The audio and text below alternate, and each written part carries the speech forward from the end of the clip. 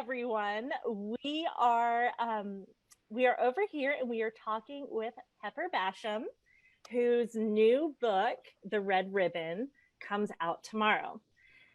And it is number 8 in the true crime series by Barber. And so we are so excited to have Pepper here today to talk with us a little bit about her book. So first of all, before we get started, Pepper, you have to tell us who these gorgeous people are behind you and the gorgeous settings that we see. This is a small example of what's in my head all the time, all the imaginary friends that I have. So what you see here really quickly are either the books that the book has just been released, which these are some of the people from the Red Ribbon, or it's a book that I just finished writing, which would be this one that's in editing right now, or it would be the book that I'm working on next, which is this one and this one. These two are two different books that I'm working on them at the same time. So how are you able to work on separate books at the same time? How do you juggle that without getting them all mixed up? Well, do you get your friends mixed up? They're different people. So most of the time I don't have a hard time keeping them separate, and actually writing two at the same time has been very good for my brain, because if I get stuck on one, then I'll switch to the other. Mm-hmm. And then when I get stuck there, I switch back, so that I can constantly keep the story moving forward at one side or the other. Yeah. So that's worked really well for me so far. I don't know how long that will last as I get older and my brain starts going in places, but it's worked for now. Okay, that's great. Okay, so tell us a little bit about your book, The Red Ribbon, that releases tomorrow. Okay, so The Red Ribbon is my very first attempt at writing historical suspense, romantic suspense. Romantic is important because I really like the romantic part, and that's the reason why it might be my only romantic suspense that I ever write. So it is about a courthouse massacre or tragedy that happened in my hometown of Carroll County, Virginia in 1912. And it's about two feuding groups of people who've had a long history of having difficulties with each other. And the whole incident that leads to the courthouse shootout starts with a kiss, which I think is incredibly important since that's one of my favorite things to write. And so kisses are powerful, so they can do some pretty big things. And the main story, the true crime, is that. And then you have a romantic story happening with the characters who are involved in the true crime, which is about two heart wounded young people who are buddies who end up falling in love and getting in the middle of all the mess that's happening with the courthouse stuff. So okay. Yeah. Now, can you tell us a little bit about the corn shucking that you were telling me about before we started this? So a corn shucking, and they happen in lots of different places, but they were a big deal in Appalachia, and it was a big social event.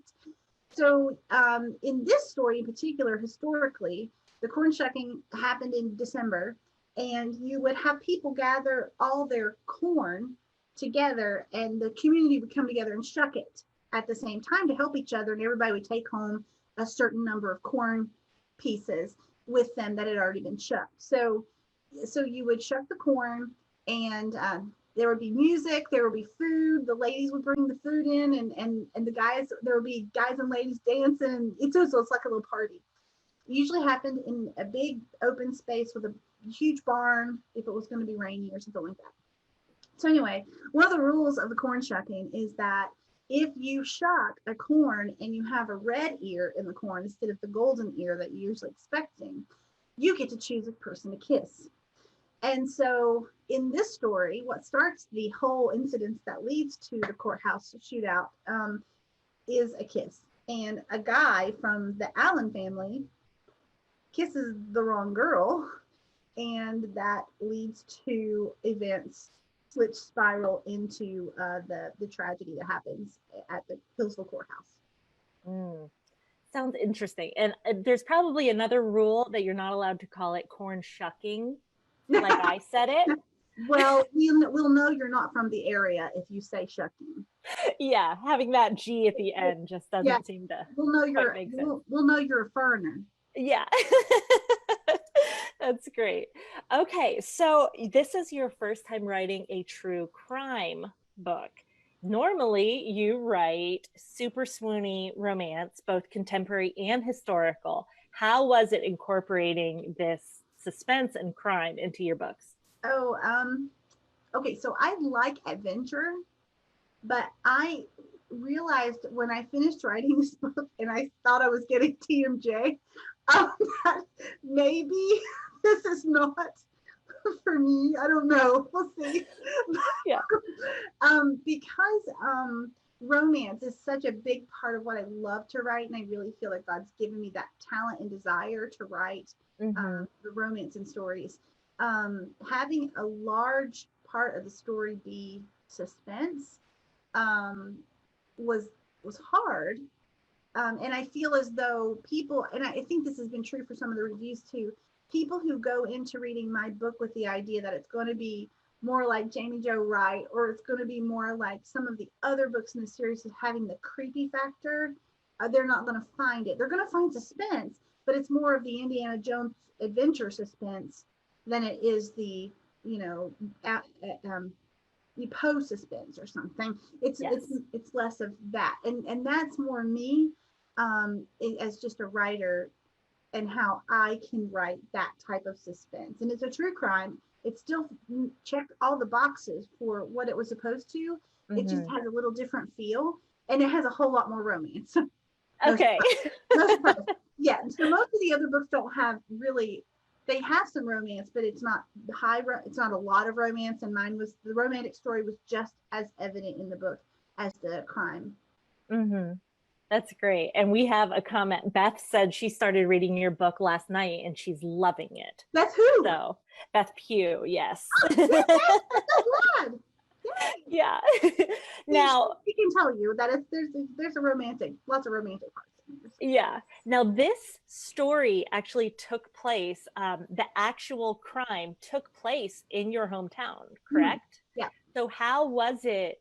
I would imagine you feel like you're walking on eggshells a little bit, talking about people whose grandparents were here when it all happened. So, what was that like? So there has always been some tension about this story, this historical event in my hometown, because you were on one side or the other most of the time. You were family members to one side or the other. You knew somebody who was on one side or the other, somehow related to the two sides. And so when I started researching it more, even more than what I knew just growing up there, and looking at the bullet holes in the steps on the courthouse and people telling you that's where the Allen shootout happened, more than that, I was really a little concerned about how I could portray things evenly, fairly, and respect the families that are still very much there. I mean, the county commissioner is the great great grandnephew of the county commissioner who was in the courthouse shooting. Now, Mm-hmm. so this is in Appalachia. People have a tendency to stay where they grow up and live there and for generations. And so Mm-hmm. you have that happening there. And so I was really careful. The fictional storyline actually helped me to be able to make create other story structure that wouldn't wound the real story and pick a side. Or that's what I was trying not to pick a side. I was trying to present the information as I was researching it as accurately as possible without picking a side, and then to honor the people on both sides that were involved in the shootout in their families. So that was hard. That was hard. That's been my biggest concern about writing this, has been to make sure that I honor the, because Appalachian people, we hold on to things for a while. And I don't want my parents to suffer for their Right. daughters writing about the hometown. But in a way, it almost makes it easier for you to write because you are from there. maybe the people in your town wouldn't appreciate some person from, you know, the West Coast Yeah. writing about their town. I know because I write about Montana, and I'm always feeling like, oh, they probably hate me because I live in Ohio. I just love Montana and I go visit there every summer, but I'm not a Montanan, you know, and so they, you know, there's a bit of an imposter feeling, but Yeah. you don't have that. You get to go in and say, this is where I come from. Yeah. Yeah. Well, for this book, but you know, I write England a lot, and so I get that same sense of feeling I'm stepping in somebody else on somebody else's turf. But I think when we love something, like you love Montana and I love the UK, we're gonna celebrate it rather than make it look bad. So, Right. and I hopefully the natives will appreciate the fact that we are celebrating their home turf. Yeah. And in this case, it was really great to be a part of the culture, a native of Carroll County. I went to high school in Hillsville, which is where the courthouse is located. The county seat is in Hillsville, and the county is huge. I was a below the mountain girl instead of an above the mountain girl. So I was already a little bit on the outside from upper up in the Yeah. Hillsville group. I was down in the Cana group. Yeah. So so knowing that going in and knowing how people talked about each other as far as clans and stuff like that gave me inside information about writing the story. Mm-hmm. Okay, so how did you decide what to keep factual and where to include fiction? Um, actually, I followed the only thing about the storyline that is not accurate and factual is that I condensed the time from the corn shucking to the shootout. What really happened in history is that there was a year and a few months from the original corn shucking to the shootout. And in a novel, you don't have that kind of to keep the suspense and the pacing going. You really don't have that kind of luxury to use that for this kind of story. So that is really as far as timeline and what events happened, they are very historically accurate of how the events move forward. The fictional people are doing fictional things, but whenever my uh, historical people are involved in scenes, it's as accurate historically as I could find the data to show for it, or the Yeah. historical information. So the um, the additional stuff, again, that is fictional, I added in to help me find bad guys so I didn't make the real people bad guys as much or good guys as much, because there really were no winners in this story Mm-hmm. historically. It really was a tragedy what happened. Mm-hmm. And so my fictional people helped create this sense of hope, and also helped me create kind of my scapegoats for the villains as I was writing it. So I think that's the big deal. Um, I kept almost everything historically that I could find. Okay. Now, is there a theme or something that you hope the readers will get out of reading this book? Um, actually, there is writing a true crime for me was hard. I usually am very much a write for hope kind of writer. My books, I hope, are filled with a sense of there's hope in the world, and there's hope for relationships, and there's hope for peace and all that, and community and belonging.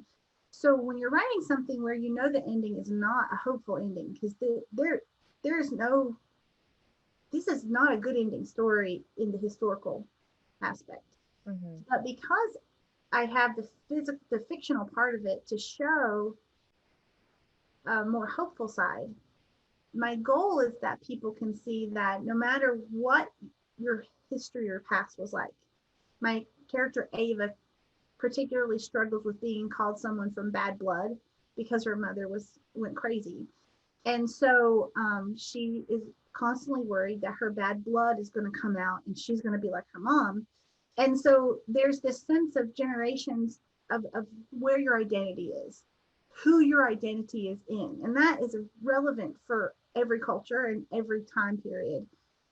Who we say, who we believe we are, changes how we see the world, changes how we live our lives. And so for her, she kept feeling like her identity was wrapped up in being the daughter of this woman who went crazy and hurt people, until she realized her identity is in Christ and his blood is only good blood.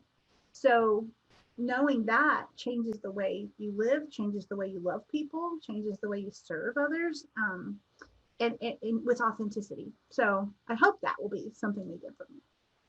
Good. And I'm sure that readers will be able to see the hope that you put into this story, because you are very gifted at doing that. And so we thank you, especially with the world the way that it is right now. Like, we need that.